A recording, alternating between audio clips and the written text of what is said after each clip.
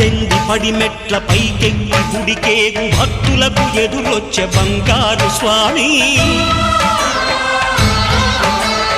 ఇరుముడులు స్పృశించి శుభమనుచు దీవించి జన బృందముల చేరే జగమేలు స్వామి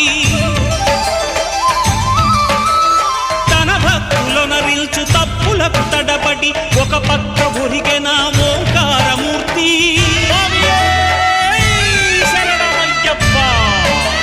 స్వాములందరూ తనకు సాయము కాగా ధీమంతుడై లేచే ఆ కన్య స్వామి